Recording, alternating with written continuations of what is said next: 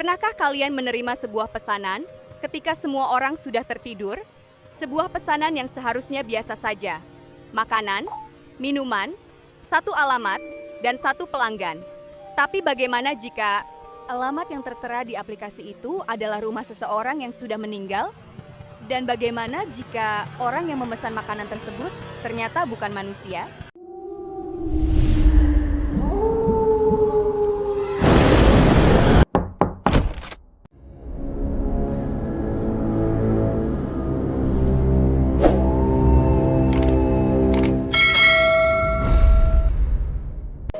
Malam itu, seorang driver bernama Ryan menerima satu pesanan terakhir. Waktu menunjukkan pukul 1.17 menit dini hari. Hujan baru saja turun. Jalanan hampir kosong. Ryan sebenarnya sudah ingin pulang. Tetapi sebelum ia mematikan aplikasi, ponselnya berbunyi. Cing! Satu pesanan masuk. Jaraknya hanya sekitar 6 km. Nilainya tidak besar. Namun ada sesuatu yang membuat Ryan merasa aneh. Di kolom catatan pelanggan tertulis, "Tolong antar sampai depan pintu. Jangan telepon. Jangan ketuk terlalu keras." Ryan sempat tertawa kecil. Ia mengira pelanggan itu hanya orang yang tidak ingin membangunkan tetangga. Tanpa berpikir panjang, Ryan menerima pesanan tersebut. Dan malam itu adalah malam yang tidak pernah bisa ia lupakan. Pesanan terakhir. Nama Ryan sebenarnya bukan siapa-siapa. Ia hanyalah seorang pemuda berusia 28 tahun yang bekerja sebagai driver ojek online. Setiap malam ia berkeliling mencari tambahan penghasilan. Siang hari, Ryan membantu pamannya di sebuah bengkel kecil. Malam sampai dini hari, ia menjadi driver. Biasanya ia berhenti bekerja sekitar pukul 1. Tetapi, malam itu hujan membuat orderan sepi. 1 jam terakhir, ia hanya mendapatkan 2 pesanan.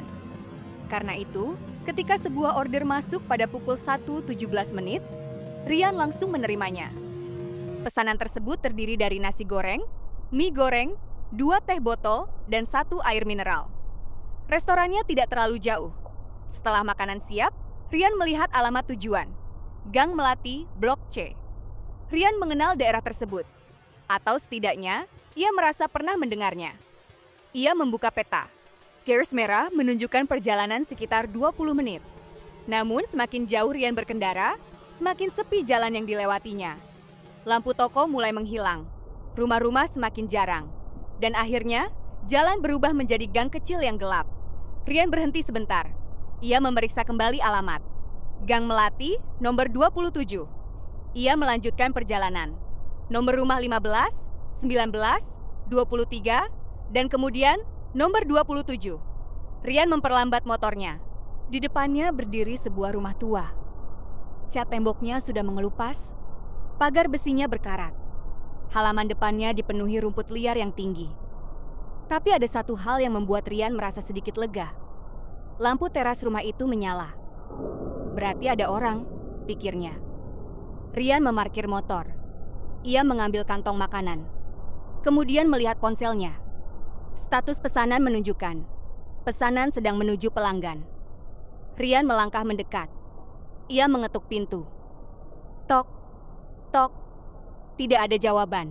Ia mengetuk lagi, sedikit lebih keras. Tok, tok. Tetap tidak ada jawaban. Ryan kemudian teringat catatan pelanggan. Jangan ketuk terlalu keras. Ia berhenti, menurunkan tangan. Kemudian memanggil dengan suara pelan. Pesanan. Tidak ada jawaban. Hening sejenak. Angin berhembus pelan.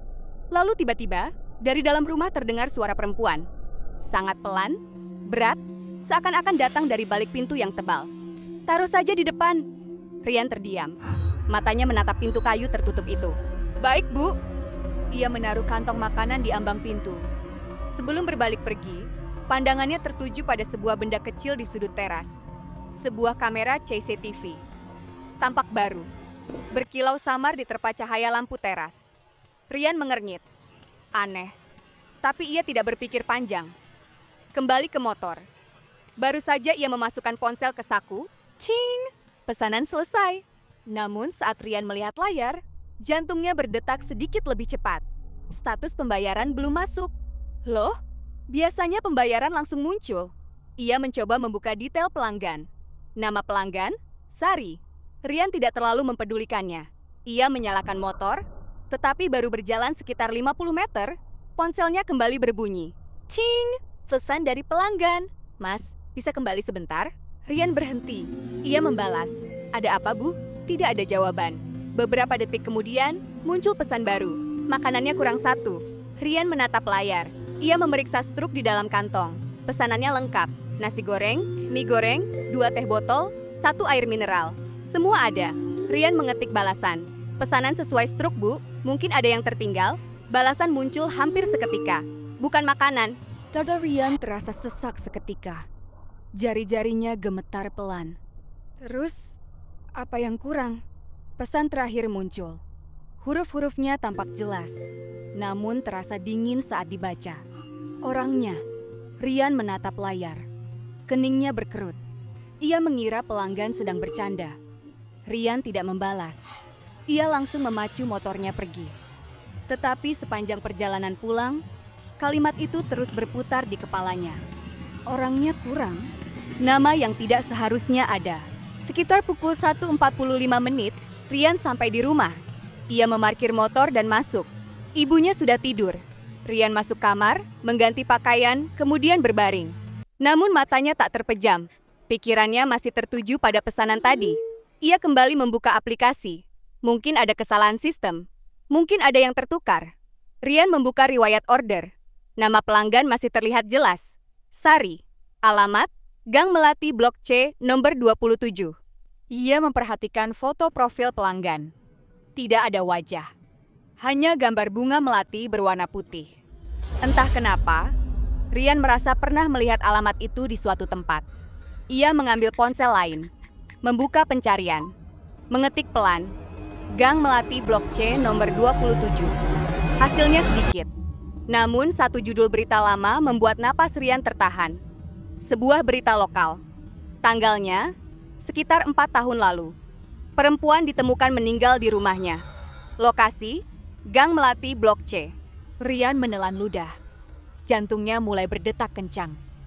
Ia membuka artikel itu perlahan. Korban bernama Sari Wulandari, usia 32 tahun. Ditemukan meninggal seorang diri di rumah. Tidak ada tanda-tanda perampokan. Pihak keluarga menyebut Sari sudah beberapa hari tidak bisa dihubungi. Mata Rian melirik ke baris bawah. Alamat lengkapnya tertulis jelas. Nomor 27. Tangannya perlahan menjadi dingin. Ia kembali membuka aplikasi. Nama pelanggan, Sari. Alamat, nomor 27. Rian menarik napas panjang. Mungkin cuma kebetulan. Bisiknya pelan, berusaha meyakinkan diri. Mungkin rumah itu sudah dijual. Mungkin penghuninya baru saja pindah dan memiliki nama yang sama. Mungkin sistem aplikasi salah. Banyak kemungkinan. Namun, jauh di dalam hatinya, Rian tahu, ini bukan kebetulan. Sekitar pukul 2.30 menit, ponselnya kembali berbunyi. Cing! Satu pesan masuk. Dari nomor yang tidak dikenal. Terima kasih sudah mengantarkan. Rian langsung duduk tegak. Keringat dingin mulai membasahi pelipisnya. Ia membalas dengan tangan gemetar. Sama-sama. Tidak ada balasan. Hening. 1 menit, 2 menit. Lalu, pesan baru muncul. Besok jangan lewat jalan itu. Bulu kuduk Rian berdiri. Ia mengetik dengan napas tertahan. Kenapa? Pesan itu terbaca. Dilihat. Namun tidak ada jawaban. Rian menunggu. Menatap layar yang tak berkedip. Hingga beberapa menit kemudian, pesan terakhir muncul. Kalimat itu singkat. Namun cukup membuat seluruh tubuh Rian terasa membeku di tempat tidurnya. Karena besok, bukan saya yang memesan. Kembali ke rumah itu. Pagi harinya Rian tidak menceritakan apapun kepada ibunya. Ia merasa takut dianggap berlebihan. Namun kejadian semalam terus berputar di kepalanya. Tak henti-hentinya. Siang itu Rian menghubungi temannya, Dika, yang tinggal tidak jauh dari Gang Melati. Dik, lu kenal rumah nomor 27 di Gang Melati? Dika diam sejenak. Kenapa?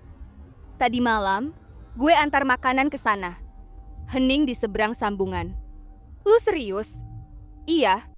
Dika terdiam lagi. Lalu suaranya terdengar lebih rendah. Jam berapa lu ke sana? Sekitar 1:30 pagi. Dika tidak langsung menjawab. Setelah beberapa saat, ia berkata dengan nada serius. Yan, rumah nomor 27 itu sudah kosong. Rian terdiam. Kosong? Iya, pemilik terakhirnya perempuan. Namanya Sari. Jantung Rian seakan berhenti berdetak sejenak. Dika melanjutkan ceritanya. Sari tinggal sendirian di rumah itu. 4 tahun lalu, ia ditemukan meninggal seorang diri. Sejak saat itu, rumah tersebut tidak pernah lagi ditempati. Beberapa orang pernah mencoba menyewanya, namun selalu batal. Ada yang bilang sering dengar suara perempuan dari lantai 2, ujar Dika pelan. Ada juga yang melihat lampu kamar menyala sendiri saat malam. Rian menelan ludah. Lalu, kenapa semalam lampu terasnya menyala? Dika diam sejenak, lalu menjawab. Setahu gue, listrik rumah itu sudah diputus sejak lama. Darah Rian terasa berhenti mengalir. Ia kemudian teringat sesuatu. Malam tadi, saat meletakkan makanan di depan pintu, ia sempat mengambil foto struk pesanan di depan pintu rumah itu. Rian segera membuka galeri ponselnya, membuka foto itu, memperbesar gambar perlahan. Napasnya tertahan. Di balik pantulan kaca pintu yang terlihat samar di belakang struk, ada seseorang berdiri. Seorang perempuan. Rambut panjang terurai menutupi sebagian wajah. Mengenakan pakaian berwarna putih. Berdiri diam. Tepat di belakang Rian. Di dalam rumah. Rian meletakkan ponselnya perlahan. Tangannya gemetar hebat. Kakinya terasa lemas. Di dalam rumah itu, saat ia mengetuk pintu, ternyata ada seseorang yang berdiri di baliknya. Menatapnya sepanjang waktu. Malam berikutnya, Rian kembali bekerja. Ia berusaha sekuat tenaga melupakan kejadian semalam. Namun bayangan sosok perempuan di balik pantulan kaca itu tak pernah hilang. Sekitar pukul 0.50, ponselnya berbunyi. Cing! Satu pesanan masuk. Rian menatap layar. Wajahnya perlahan pucat. Alamatnya sama. Gang Melati, Blok C, nomor 27. Nama pelanggan, Sari. Rian menatap layar beberapa detik. Jantungnya berpacu cepat. Ia langsung menekan tombol BATAL. Belum 1 menit berlalu, cing! Pesanan baru, alamat yang sama, nama yang sama. Rian menolak lagi. Tangan gemetar. Lalu muncul lagi. Pesanan ketiga. Alamat yang sama, nama yang sama. Rian mulai panik. Napasnya menjadi berat. Ia segera membuka halaman bantuan aplikasi. Ingin melaporkan gangguan. Namun, saat ia membuka riwayat pesanan, tidak ada satupun pesanan itu yang tercatat. Seolah-olah, pesanan-pesanan itu tidak pernah ada. Rian menarik napas panjang. Berusaha menenangkan diri. Mematikan ponsel. Namun saat hendak memasukkannya ke saku, layarnya menyala kembali. Bukan notifikasi aplikasi. Panggilan masuk. Nomor tidak dikenal. Rian menatap layar. Lama. Lalu perlahan mengangkat ponsel mendekat ke telinga. Halo? Tidak ada jawaban. Hanya suara hujan. Suara hujan yang terdengar persis seperti suara hujan di tempat ia berdiri saat ini. Kemudian, suara terdengar. Sangat pelan. Lemah. Namun jelas. Mas? Rian membeku. Mulutnya kering. Mas Rian? Suara perempuan itu memanggil namanya. Tepat namanya. Rian menelan ludah dengan susah payah. Siapa di sana? Di seberang sambungan, terdengar tawa kecil. Tawa yang lembut namun terasa dingin hingga ke tulang. Lalu suara itu kembali terdengar. Mas lupa pesananku? Sambungan terputus. Layar ponsel kembali gelap. Rian berdiri sendirian di pinggir jalan yang sepi. Hujan mulai turun pelan membasahi bahunya. Dan malam itu, Rian tidak melanjutkan pekerjaannya. Ia pulang. Namun rasa penasaran ternyata lebih kuat daripada rasa takut. Keesokan harinya, Rian mengajak Dika kembali ke Gang Melati. Mereka datang siang hari, saat matahari bersinar terang. Rumah nomor 27 terlihat jauh lebih menyeramkan daripada saat Rian melihatnya di malam hari. Pagar besi berkarat tertutup tanaman merambat. Rumput liar setinggi lutut memenuhi halaman. Pintu kayu terlihat tua dan gelap. Tidak ada lampu, tidak ada suara, tidak ada tanda kehidupan. Dika berdiri di samping Rian, menatap rumah itu. Lu yakin tadi malam kesini? Rian mengangguk pelan. Matanya tak lepas dari pintu tua itu. Iya, lampu terasnya menyala. Dika menggeleng pelan. Tidak mungkin, Yan. Listriknya sudah diputus lama sekali. Mereka menghampiri rumah sebelah. Meminta waktu sebentar kepada tetangga yang tinggal di sana. Seorang pria tua keluar. Namanya Pak Harto. Rian bertanya dengan sopan. Pak, rumah nomor 27 ini sudah kosong berapa lama? Pak Harto menoleh perlahan. menatap rumah tua itu. Tatapannya terasa berat. 4 tahun.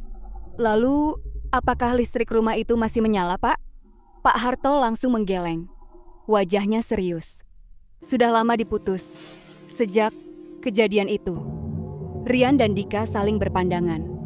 Rian kemudian berkata, "Pak, kalau saya bilang semalam saya mengantar pesanan makanan ke rumah itu?"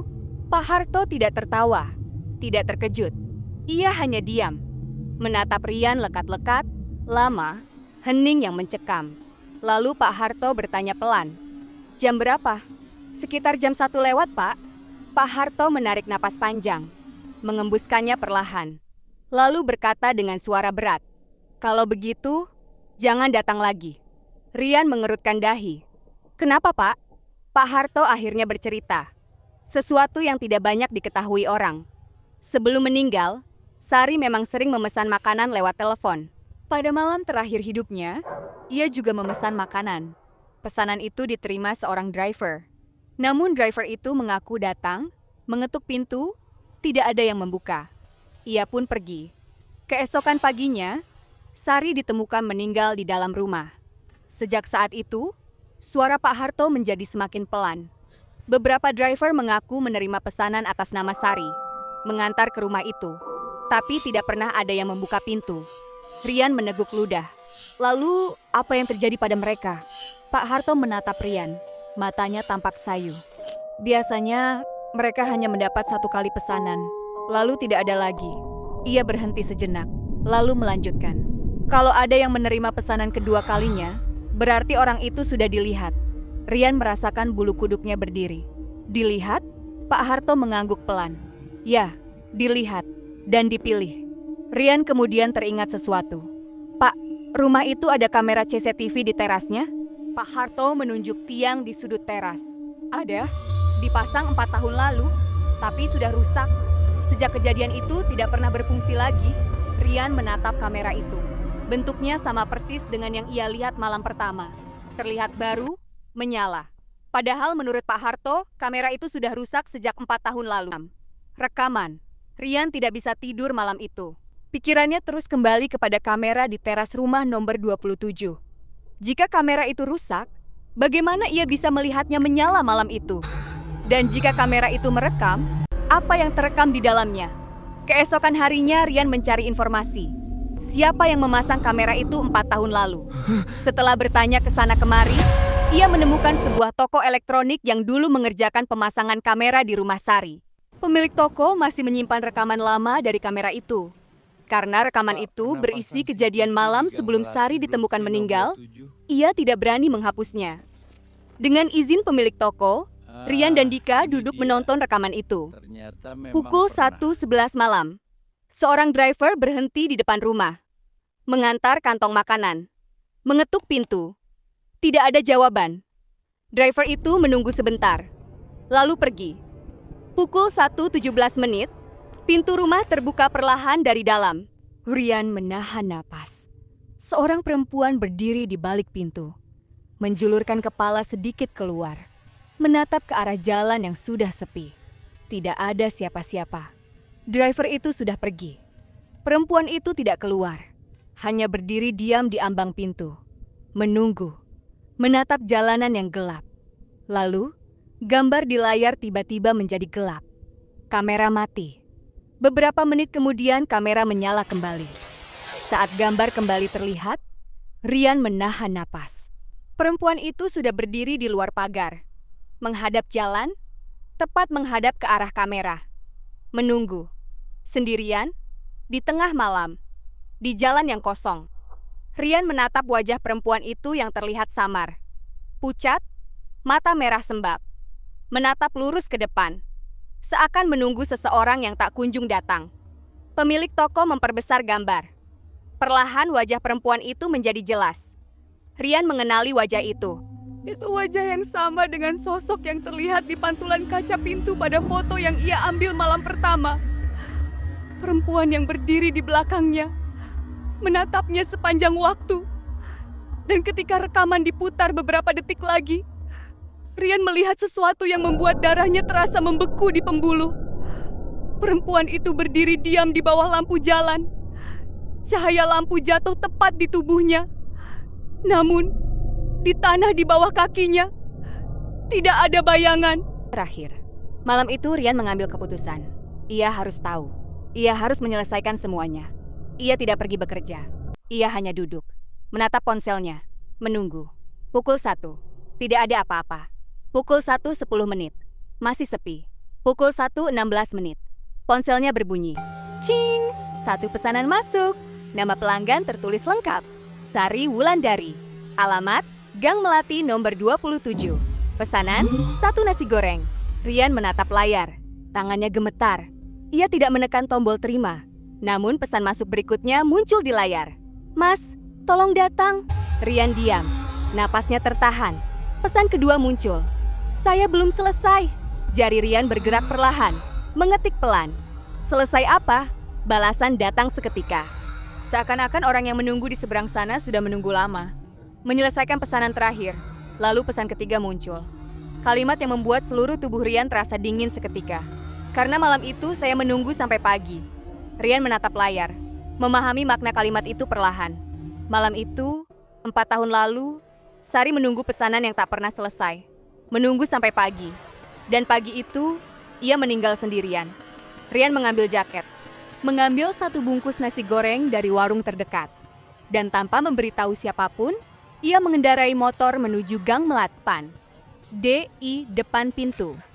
Hujan turun perlahan saat Rian tiba. Rumah nomor 27 tampak gelap gulita. Tidak ada lampu, tidak ada suara. Angin berhembus pelan melewati celah-celah dinding rumah tua itu.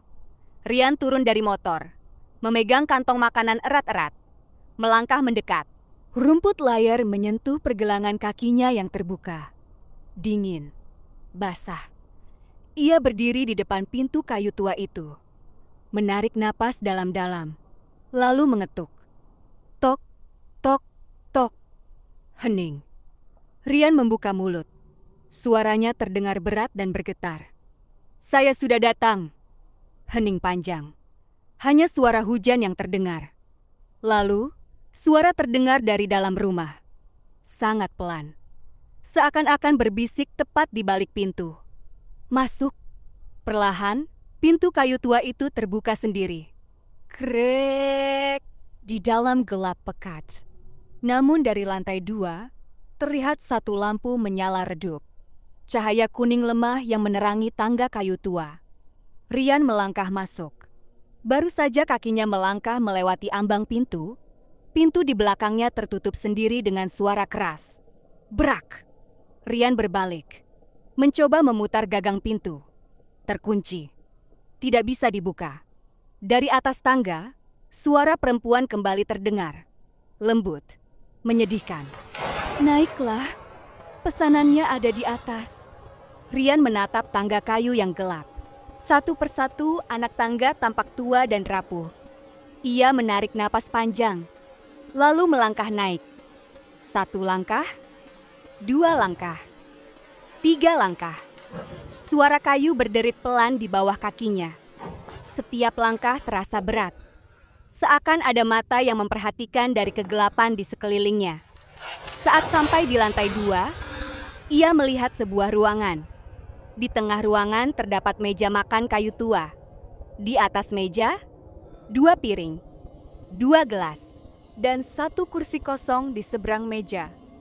Di kursi lainnya, duduk sesosok perempuan. Rambut panjang terurai menutupi sebagian wajahnya. Mengenakan pakaian berwarna putih pucat. Ia duduk diam, menatap ke arah Rian.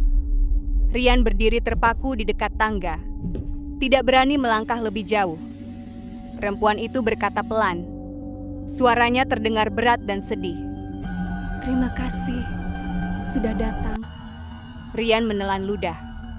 Ibu Sari? Perempuan itu mengangkat kepala perlahan. Wajahnya pucat. Sangat pucat. Matanya merah sembab. Tatapannya penuh kesedihan yang tak terlukiskan. Namun, ia tidak terlihat menakutkan. Ia terlihat kesepian.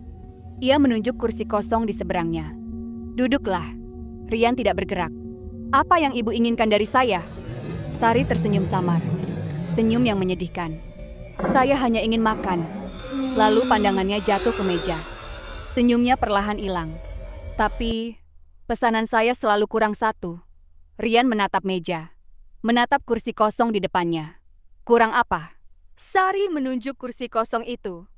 Teman. Tiba-tiba kursi kayu itu berderit pelan. Krek! Kursi itu bergerak sedikit ke belakang. Seolah-olah seseorang baru saja duduk di atasnya. Padahal tidak ada siapa-siapa menunggu. Suara hujan di luar semakin keras, menghantam atap rumah tua itu. Sari mulai bercerita. Suaranya pelan dan berat. Seakan-akan setiap kata yang diucapkannya telah menunggu 4 tahun untuk diucapkan. 4 tahun lalu. Pada malam terakhir hidupnya, Sari sedang menunggu seseorang. Seseorang yang berjanji akan datang malam itu. Seseorang yang berjanji akan makan bersamanya. Namun, orang itu tidak pernah datang. Sari menunggu. Dari pukul 7 malam hingga pukul 1 pagi. Hingga fajar menyingsing. Ia memesan makanan agar terasa seolah-olah orang itu datang. Agar ada 2 piring di meja. Agar tidak sendirian. Namun, yang datang hanya seorang driver. Yang meletakkan makanan di depan pintu dan pergi. Tidak ada yang masuk. Tidak ada yang menemaninya makan. Sari menunggu sampai pagi. Dan pagi itu, ia meninggal sendirian di rumah itu. Rian mendengarkan dengan hati yang terasa sesak. Siapa yang ibu tunggu? Sari menatapnya lama. Lalu perlahan menunjuk ke sebuah bingkai foto tua di atas meja. Rian melangkah mendekat. Mengambil foto itu perlahan. Di dalam foto, terlihat sepasang suami istri berdiri tersenyum di depan rumah itu. Perempuan itu adalah Sari, dan laki-laki yang berdiri di sampingnya. Rian menatap wajah laki-laki itu. Napasnya tertahan. Wajahnya sangat mirip dengan wajah Pak Harto, tetangga yang ia temui kemarin. Rian mendongak menatap Sari. Pak Harto? Sari mengangguk pelan. Matanya kembali berkaca-kaca. Dia berjanji akan datang malam itu. Dia berjanji, tapi dia tidak pernah datang. Rian teringat sesuatu. Sesuatu yang aneh. Lalu, siapa nama suami ibu? Sari menatap lurus ke mata Rian. Kalimat yang diucapkannya berikutnya membuat seluruh tubuh Rian terasa lemas. Namanya Rian Pratama. Jantung Rian berhenti berdetak sejenak. Rian Pratama. Namanya hampir sama persis dengan namanya sendiri. Sari melanjutkan. Suaranya makin pelan. 4 tahun lalu, dia berjanji pulang malam itu. Namun di jalan, dia mengalami kecelakaan. Meninggal sebelum sempat sampai ke sini. Rian membeku. Dia tidak pernah tahu. Dia tidak pernah sempat datang. Dan saya tidak pernah tahu dia sudah tiada. Saya hanya menunggu. Menunggu hingga pagi. Sari menatap Rian dengan tatapan yang menyayat hati. Dan sejak saat itu, jiwanya tidak tenang. Ia merasa belum menyelesaikan pesanan terakhirnya. Dan jiwaku juga tidak tenang. Karena aku masih menunggu orang yang berjanji datang. Rian menatap foto di tangannya. Laki-laki dalam foto itu, wajahnya persis seperti dirinya. Usianya hampir sama. Namanya hampir sama. Sari berkata pelan. Kamu datang membawa pesanan yang seharusnya dia bawa 4 tahun lalu. Kamu memiliki wajahnya, namanya. Kamu adalah penggantinya yang dikirim takdir untuk menyelesaikan pesanan terakhirnya. Rian menatap Sari, perlahan menyadari segalanya. Pesanan-pesanan itu, panggilan-panggilan itu, bukan untuk Sari. Itu adalah pesanan yang belum selesai dari seseorang yang sudah meninggal. Seseorang yang bernama Rian Pratama, yang belum sempat mengantarkan pesanan terakhirnya kepada istrinya. Yang belum sempat menepati janjinya. Dan takdir mengirim Rian, yang memiliki wajah dan nama yang sama, untuk menyelesaikan apa yang belum selesai. Sampai Sari perlahan berdiri. Cahaya lampu di ruangan itu tiba-tiba menjadi terang. Tubuhnya perlahan memancarkan cahaya putih lemah, seperti kabut yang mulai terurai. Ia menatap Rian. Bibirnya bergerak pelan. Terima kasih, sudah mengantarkan pesanan terakhirnya. Ia menunjuk ke arah meja. Di sana, 2 piring, 2 gelas, dan nasi goreng yang masih mengepul hangat. Pesanannya sudah sampai. Janjinya sudah ditepati. Sekarang, kami berdua bisa beristirahat. Suara Sari terdengar makin samar. Tubuhnya perlahan menjadi kabur, menipis, menyatu dengan cahaya di ruangan itu. Sampaikan terima kasih kepadanya, bahwa aku sudah menunggu, dan aku sudah memaafkannya. Sekarang, kita sudah bersama. Rian ingin berkata sesuatu, namun tak ada suara yang keluar. Ia hanya melihat sosok Sari perlahan menghilang, menjadi cahaya lemah yang kemudian lenyap sepenuhnya. Ruangan kembali gelap, hanya suara hujan yang AI. Rian terbangun dengan sinar matahari yang menyentuh wajahnya. Ia terbaring di halaman depan rumah nomor 27, di atas rumput basah. Hujan sudah berhenti. Langit tampak pagi. Rian bangkit perlahan. Tubuhnya terasa lemas. Ia menatap rumah tua di depannya. Pintu tertutup rapat. Tidak ada tanda-tanda seseorang pernah membukanya. Tidak ada lampu. Tidak ada suara. Sama seperti kemarin. Di tangannya, masih tergenggam bungkus nasi goreng yang dibawanya semalam. Namun saat dibuka, isinya sudah berubah menjadi tumpukan bunga melati putih yang masih segar. Dan di sela-sela bunga itu, terlipat secari kertas. Di atas kertas itu tertulis tulisan tangan yang rapi dan indah.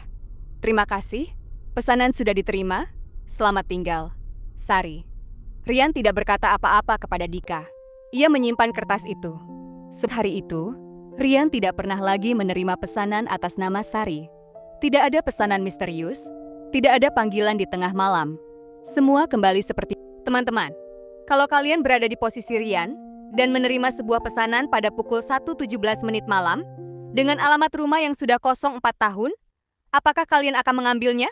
Atau kalian akan membatalkannya dan